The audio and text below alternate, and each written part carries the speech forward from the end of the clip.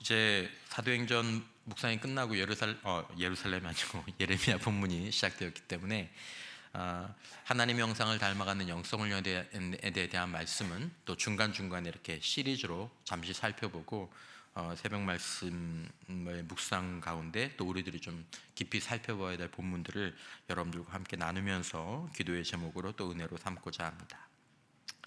자, 지금 유다의 왕과 백성들 앞에서 이 절망적인 상황이 예레미야를 통해서 선포됩니다. 가만히 말을 듣고 있는데 이 얘기 듣는 게 너무 절망적이고 마음이 낙심이 되는 거죠. 무슨 말씀입니까? 나라를 잃고 고향을 떠나서 바벨론 왕의 멍에를 매라는 것입니다. 또 성전과 궁정과 예루살렘에 있는 기구들이 이미 한 차례 좋은 건 다 노략을 거의 다 당했습니다. 남은 게 별로 없어요. 근데 그나마 얼마 남지 않은 것까지 모두 다 바벨론으로 실어가는 것입니다. 주님의 성전에 있는 그런 기물들이.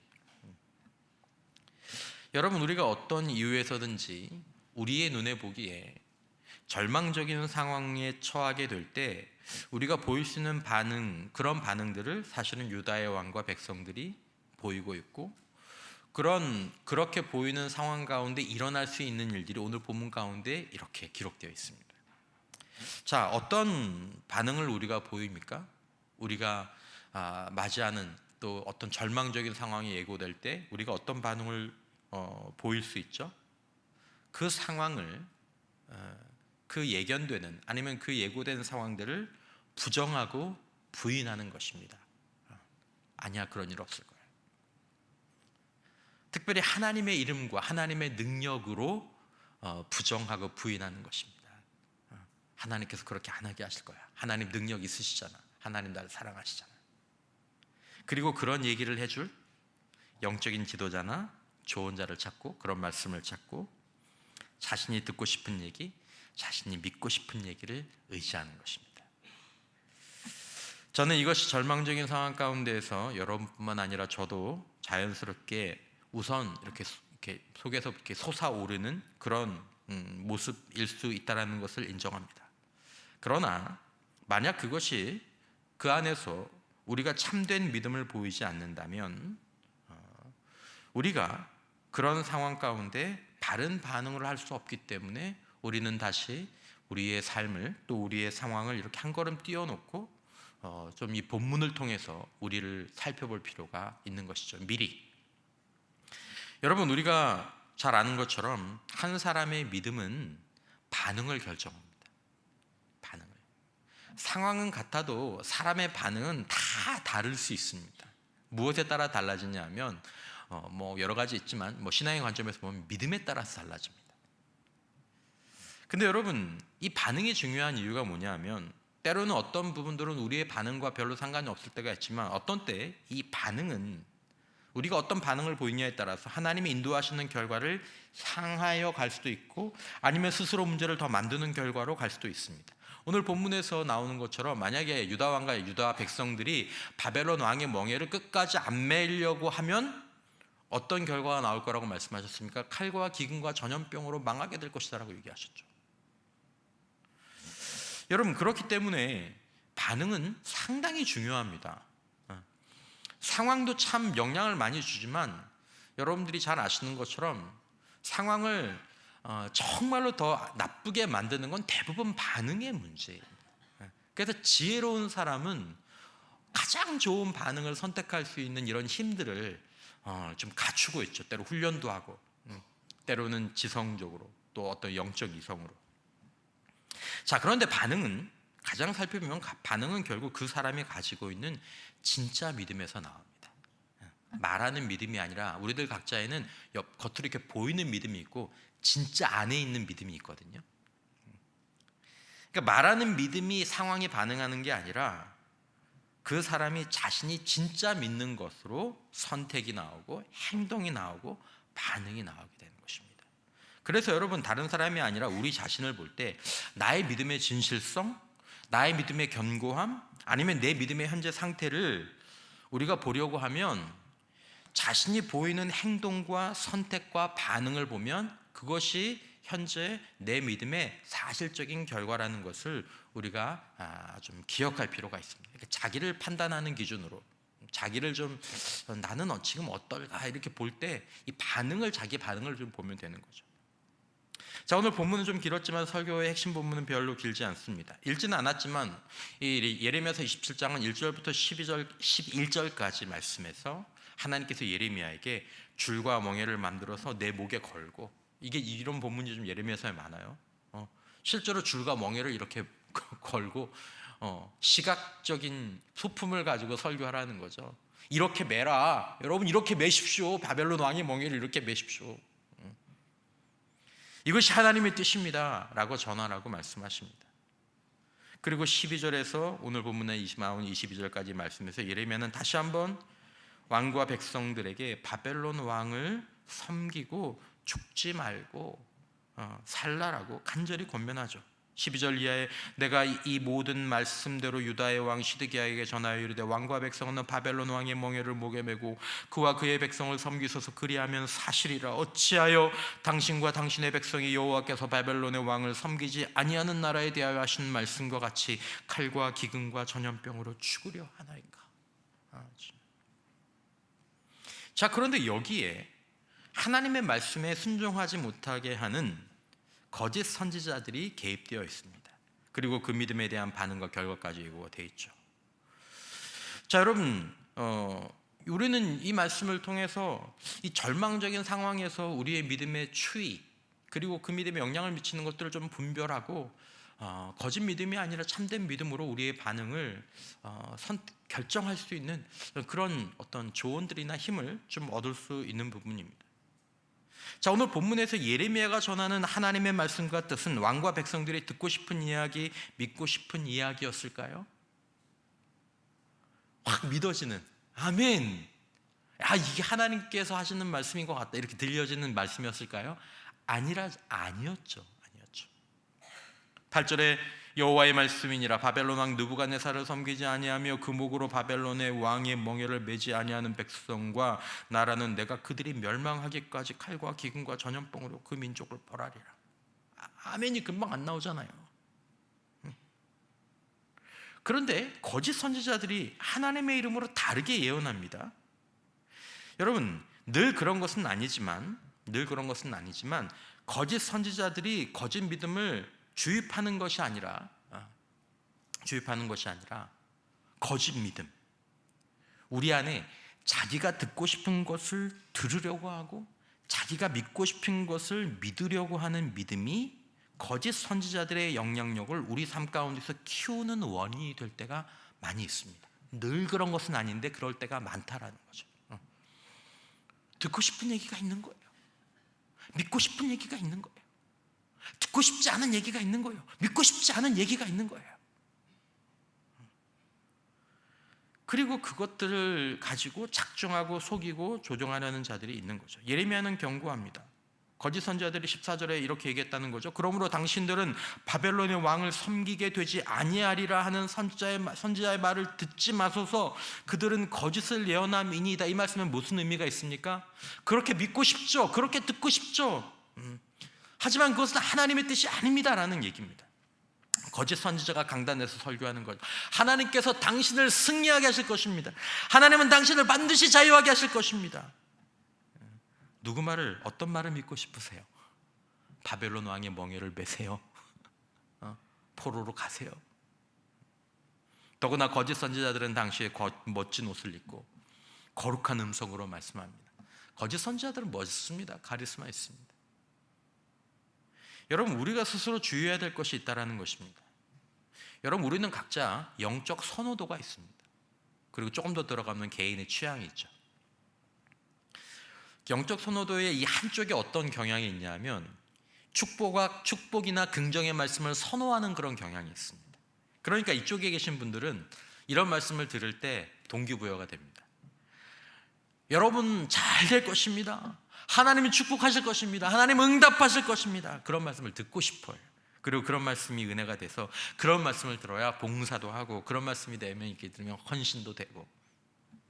그런데 반대쪽에 있는 그런 분들이 있습니다. 이쪽에 계신 분들은 소위 이 말씀으로 맞아야 은혜가 되는 분들이십니다.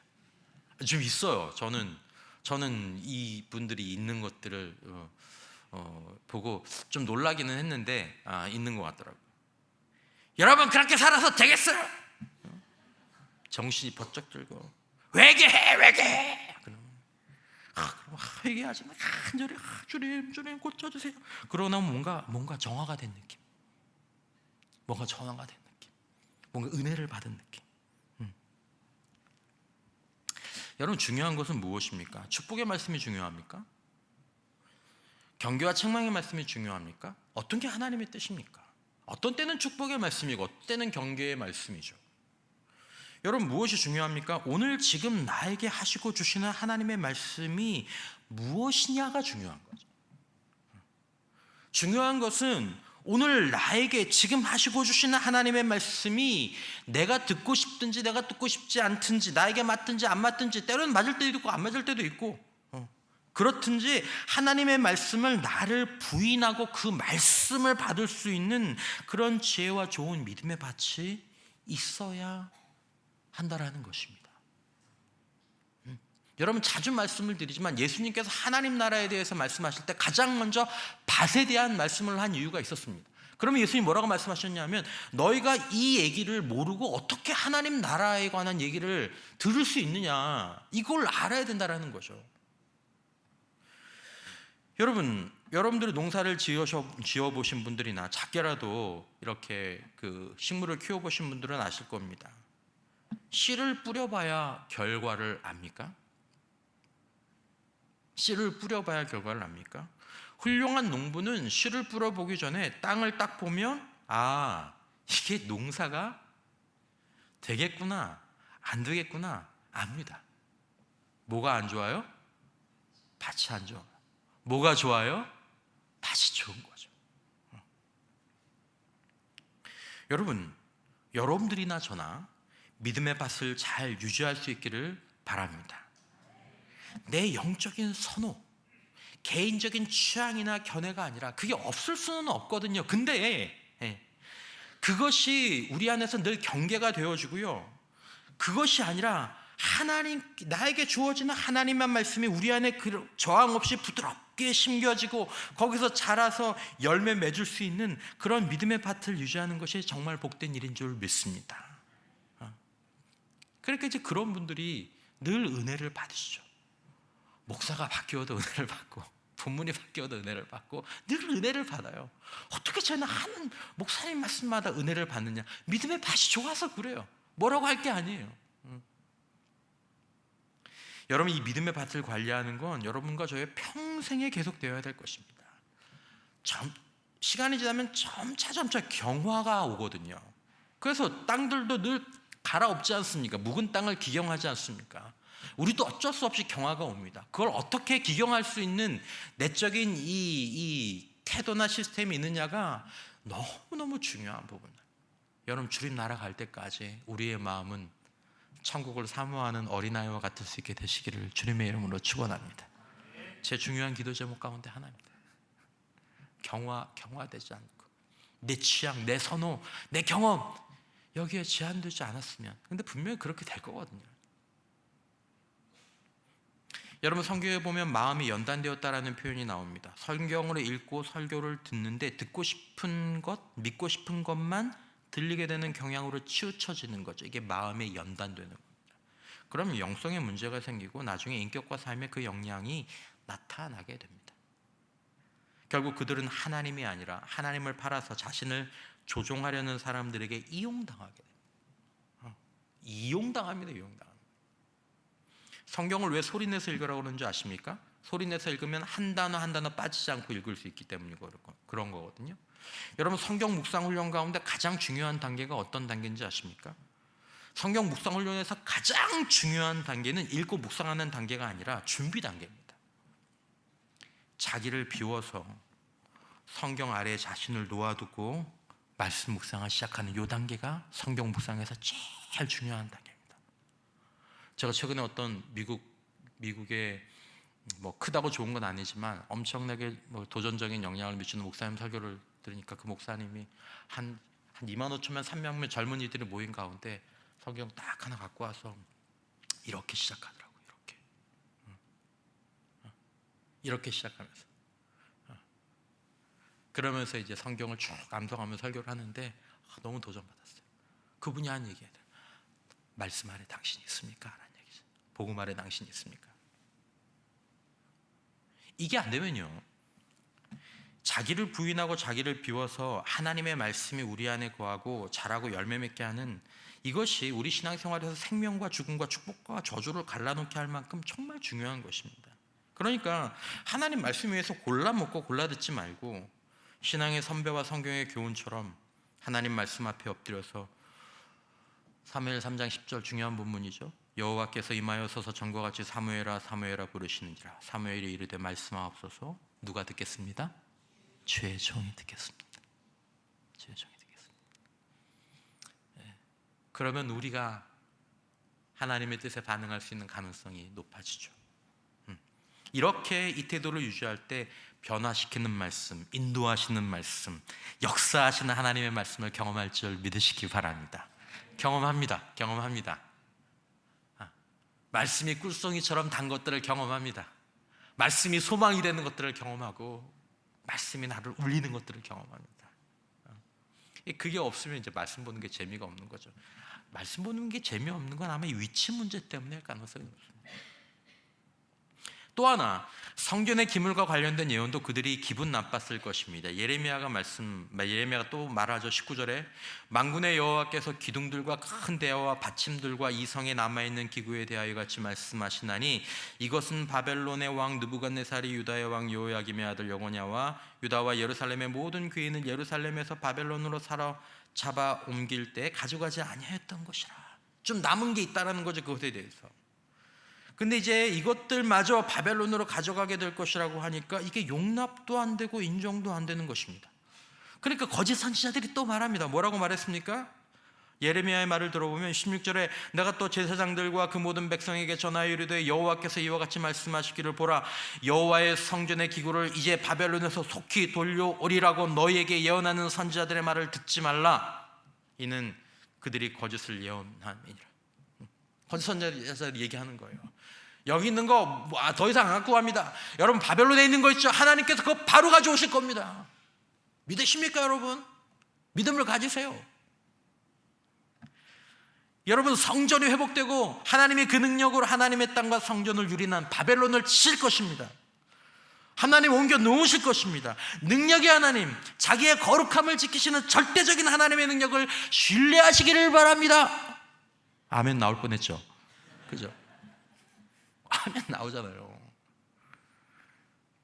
여러분 우리는 하나님이 기분 나쁜 말씀을 하실 때 어떻게 반응하는가?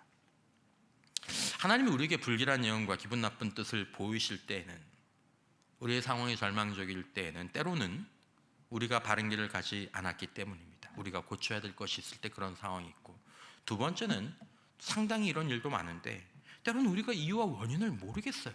심지어 신실하게 살아가려고 애쓰는데도 때로는 절망적인 상황들을 당할 때가 있습니다. 그때 보면 상황이 나쁘게 흘러요. 그래 내 상황은 그렇다고 쳐요. 지금 이 성전의 기물들 같은 경우는, 성전 같은 경우는 하나님 거잖아요. 하나님이 욕을 먹고 하나님의 저주를 당하고 하나님으로 일컬어지는 나와 내 상황들이 세상에서 무시와 곤욕을 당하는데 하나님이 마치 계시지 않는 것처럼, 아무 일도 행하지 않으신 것처럼 보일 때 참된 믿음은 무엇인가? 거짓 선지자들의 말이 더 맞는 것 같아 보이지 않습니까? 하나님의 거룩함을 훼손당하는 것 같고, 하나님이 그것에 대해서 진노하실 것 같고. 여러분 오늘 본문 가운데 참된 믿음을 하나님께서 예레미야 선지자를 통해서 말씀하십니다. 참된 믿음이 무엇인가? 부인하고 부정하는 것인가? 잘 될 것이라고 끊임없이 선포하는 이 긍정의 믿음, 아니면 희망적인 상황을 계속해서 선포하는 것인가? 여러분 오늘 말씀 가운데 절망적인 상황 가운데 참된 믿음의 표지는 기도다라고 이야기하고 있습니다. 18절 말씀, 묵상해 볼 만한 말씀입니다. 만일 그들이 선지자이고 여호와의 말씀을 가지고 있다면, 얘야, 그 사람들이 진짜 선지자고 그 사람들이 진짜 여호와의 말씀을 가지고 있으면 그들이 여호와의 성전에와 유다의 왕의 궁전에와 예루살렘에 남아있는 기구를 바벨론으로 옮겨가지 못하도록 만군의 여호와께 구하여야 할 것이니라.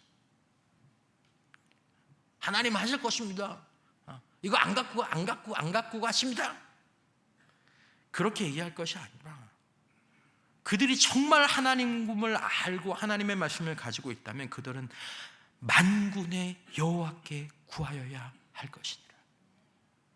여러분, 성경에 자주 나오는 이 표현, 그러나 여러분 깊이 생각해 보셔야 될 이 표현, 여러분 오늘도 만군의 여호와를 믿음으로 바라보는 이 저녁 되실 수 있기를 주님의 이름으로 축원합니다. 그들이 정말로 만군의 여호와를 알고 그 말씀을 가진 사람들이라면 자기가 듣고 싶고 자기가 믿고 싶은 이야기를 하나님의 이름으로 해줄 사람을 찾지 말고, 사람들이 듣고 싶고 믿고 싶어하는 이야기로 사람들의 마음을 조종하지 말고 하나님께 도와달라고, 그게 아닌 것 같으면 하나님께 막아달라고 기도하는 것이 참된 믿음, 참된 신자, 참된 영적 지도자라는 것입니다. 여러분, 절망적인 상황에 처했을 때 기도는 길을 낼 뿐만 아니라 길을 인도하는 기능을 합니다. 여러분, 우리가 하나님의 말씀을 우리의 귀로 못 듣잖아요. 정말로 뭐가 하나님의 뜻이다 이렇게 분명하게 잘 모를 때가 있잖아요. 어떤 경우는 여러분, 하나님 안에서 믿음으로 행동하면 이리 가나 저리 가나 아무 문제가 되지 않을 때가 있습니다. 그럴 때는 아무 문제가 없습니다. 그런데 어떤 때는 이런 경우에는 굉장히 중요한 경우죠. 그래서 기도하다 보면 내가 잘못한 것을 깨닫게 되는 거예요. 왜냐하면 이스라엘이 잘못한 것들이 개입해 있잖아요. 근데 주님 앞에 기도하다, 좀 막아주세요, 안 갖고 가게 해주세요, 좀 도와주세요. 근데 내가 잘못한 게 깨달아지는 거예요. 내가 부인하고 내가 거부하던 것, 하나님 이렇게 하면 안 돼요, 이렇게 저렇게 하면 안 돼요. 근데 기도하는데 그것들이 내 마음 가운데 받아들여지게 되는 것입니다.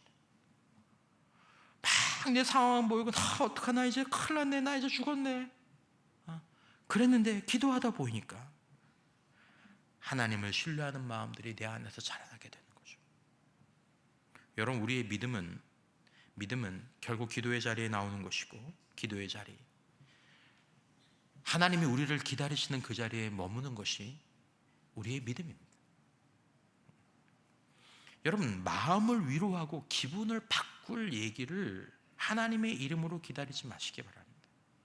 문제가 있습니까? 변화가 되어야 될 것이 있습니까? 기도하는 저와 여러분들이 되시기를 바랍니다. 기도 중에 회개가 나오고, 기도 가운데 순종이 나오고, 기도 중에 위로가 임하고, 기도 가운데 믿음이 새로워지는 겁니다. 절망적인 상황 가운데 참된 믿음은 기도의 자리에 나가서 그 자리를 지키는 것입니다. 그걸 참된 믿음이라고 얘기하는 것입니다. 하나님이 거기서 우리를 만나 주시려고, 인도해 주시려고 거기서 기다리고 계시기 때문입니다. 그들이 기도했다면 그들이 인도함을 받았을 것이다, 깨달았을 것이다, 뭔가 달라졌을 것이다. 하지만 그들은 기도하지 않아. 참된 믿음은 기도하는 것입니다.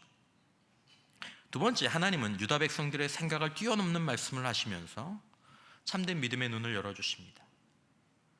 자, 성전에 남아있는 기구들을 중심으로 이제 그것마저 빼앗기는 일은 낙담이 되고 절망스러운 말씀입니다. 영적으로도 그렇잖아요. 여러분, 누가 교회 들어와가지고 교회 거 다 들어갔는데 이제 남은 것도 마이크밖에 남은 게 없고 겨우 스피커 나오는데 그것도 그냥 다 가져가는 거예요. 그렇다고 칩시다. 얼마나 마음이 어렵겠습니까? 개인이나 교회에 어려운 일이 있었는데 더 어려워지면 낙담이 되지 않겠습니까? 믿음이나 신앙이나 기대와 소망이 흔들리지 않겠습니까?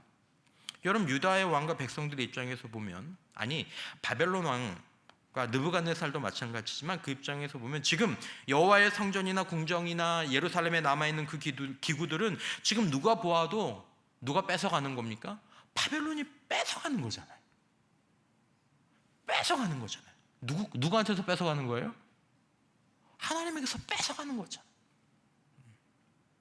근데 예레미야는 하나님의 말씀을 전하면서 하나님께서 하시는 놀라운 말씀을 전합니다. 이거 보면 진짜 이게 하나님의 말씀하시는 거구나 라는 그런 것들을 확 느끼는 본문들이 있는데, 이 본문도 그런 본문이죠.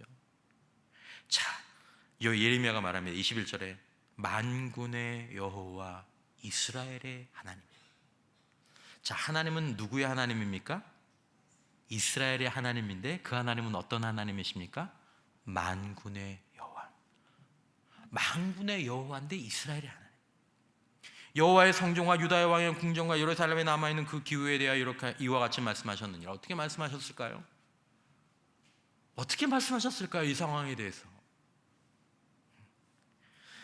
여러분, 하나님은 이스라엘의 하나님이시지만 이스라엘에만 통제력을 행하시는 분이 아닙니다. 근데 우리는 이걸 자주 잊죠. 이스라엘 백성들도 유다 왕도 이것을 잊었습니다. 그러니까 영적인 감각이 떨어지게 되는 거죠. 우리는 어쩔 수 없습니다. 왜냐하면 맨날 보이는 거, 맨날 세상과 씨름하고 맨날 내 힘으로만 살다가 상황이 오면 우리는 우리 한계에서밖에 생각할 수 없으니까 그게 그렇게밖에 될 수 없는데 하나님이 말씀하시는 거죠.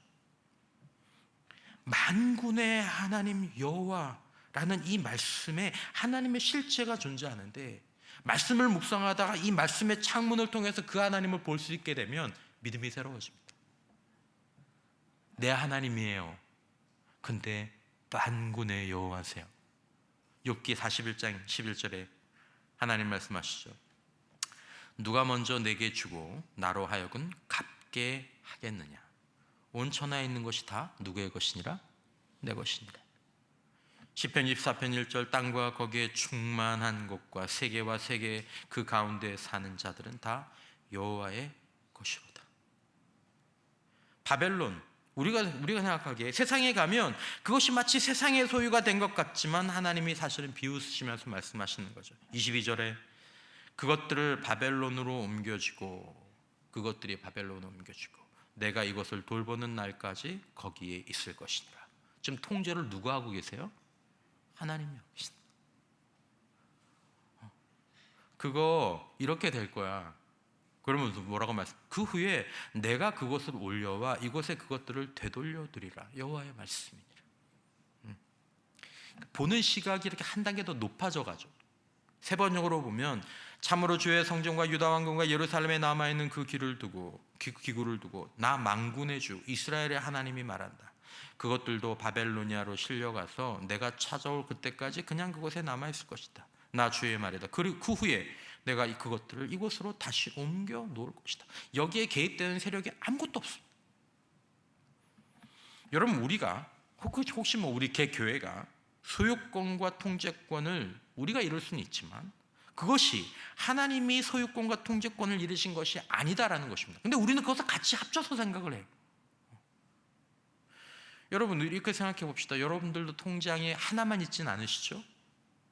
예를 들어서 여러분들이 A라는 은행에 있는 통장에서 돈을 일부 인출해서 나라는 은행의 통장으로 돈을 이체하면 여러분 상실감 느끼십니까? 어떻게 내 돈이 사라졌어? 아니죠. 왜냐하면 우리가 원하는 때 얼마든지 다시 돈 통장으로 옮겨 놓을 수 있기 때문입니다. 이게 하나님께서 말씀하시는 관점입니다. 우리가 보는 관점과 하나님의 보는 관점이 다르죠. 왜냐하면 소유권과 통제권이 다르기 때문입니다.